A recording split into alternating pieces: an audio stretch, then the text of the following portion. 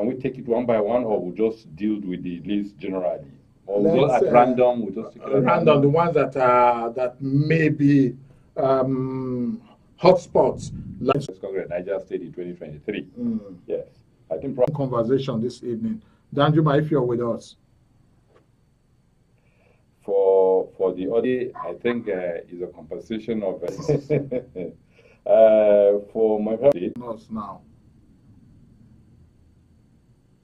The network is really playing some now, and we thank God for it because the temperature.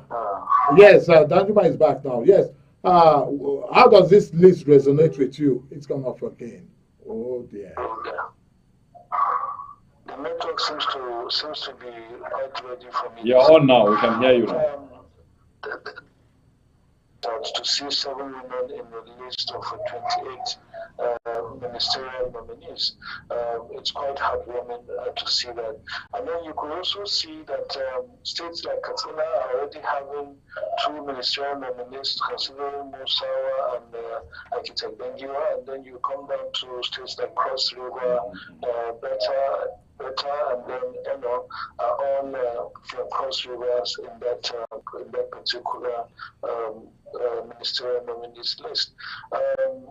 It will be quite good to see again how this list is reflecting the president's statement and his position in his inaugural speech.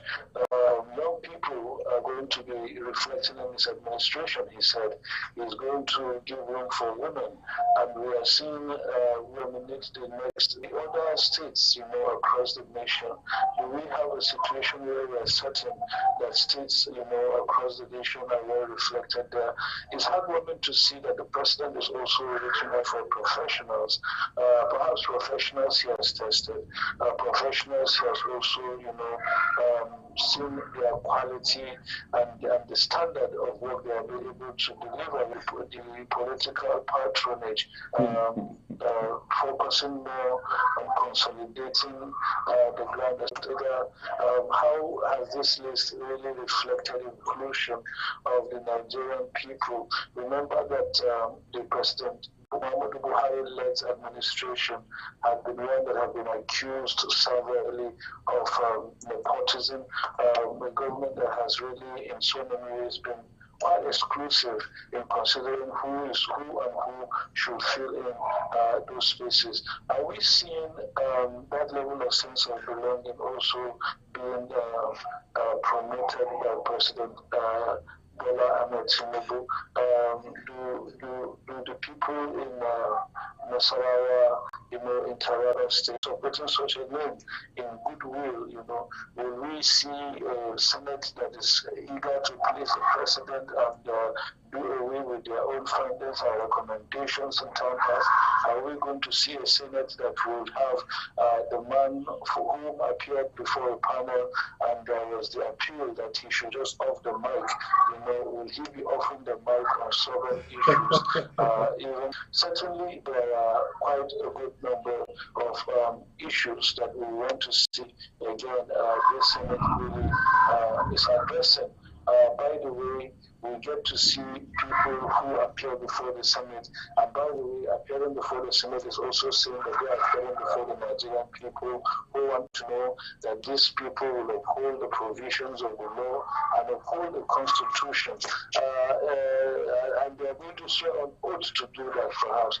So are we very certain that the conduct of those individuals in offices that they have held, whether as governors and what have you, have really upheld the democracy as we have it today in Nigeria?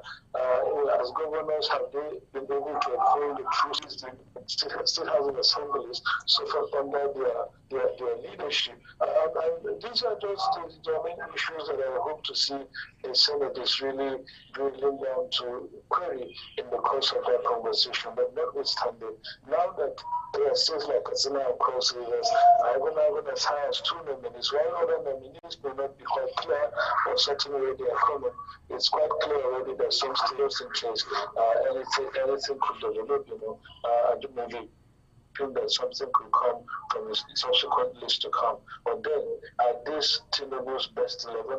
And then, if these are the best 11, what agenda are we likely to see being implemented?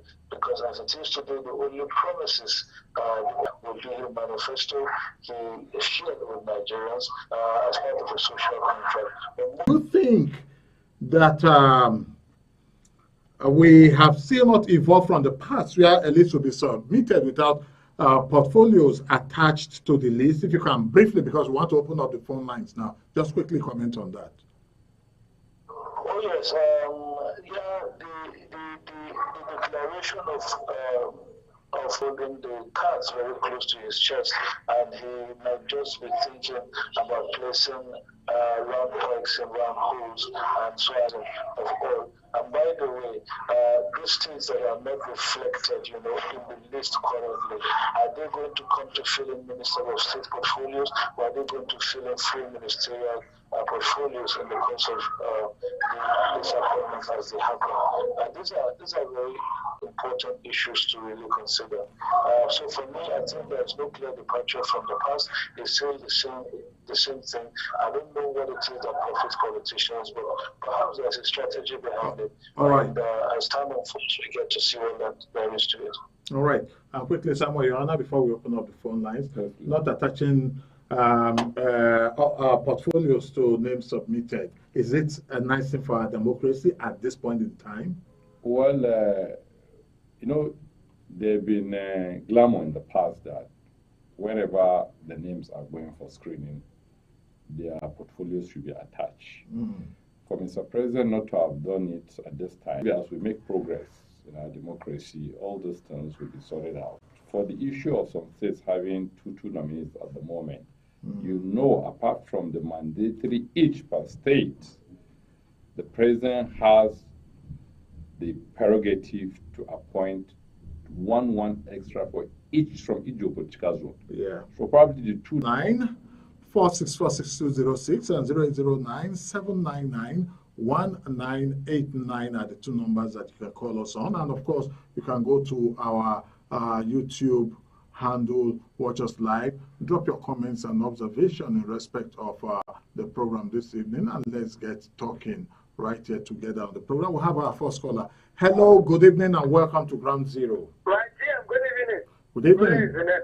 Mr. Kure, you are welcome. Thank you. I welcome you again. Thank you. You see where I will get problem with my president, Tinubu. He has started well. I don't want him to spoil his dance. What is the same people that have just left office? They are not what 6 months now. He's still appointing them. Does it mean that we don't have capable people that will hold those offices? And based on the analysis of Danjuma, my former governor has a questionable as he run the Minister of Federal Capital. Why must his name be included? Does it mean no any competent person? Anyway, I know it's Ubatani that gets his name, but Ubatani should think of that. I don't want us to be repeating all the same people. That's why they want to rule me. Their children will come and rule my children, of which is not the best. Have a wonderful day. Thank you very much. All right. Thank you so very much, Mr. Kure, for dropping by this evening. 009799189. Hello, good evening, and welcome to Ground Zero. Hello, good evening. Good evening.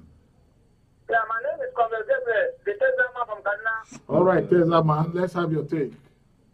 Yeah, I'm let me congratulate the president and Nigerians for at least giving us the ministers of the one is going to be appointed. So I think it's a nice thing, and we pray that those who are coming to be prepared because into the issue of massive unemployment in Nigeria will be removed. Third, the revival of president over 106 Nigeria. Let them make sure that the youth are properly integrated.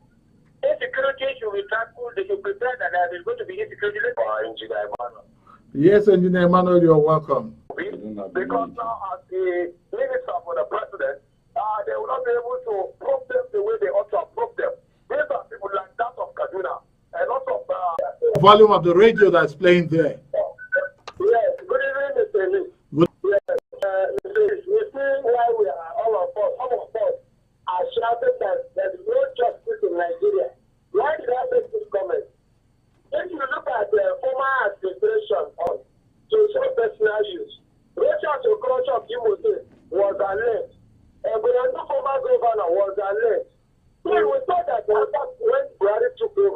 that we are going to see those people return dividends like 20 naira to our treasury.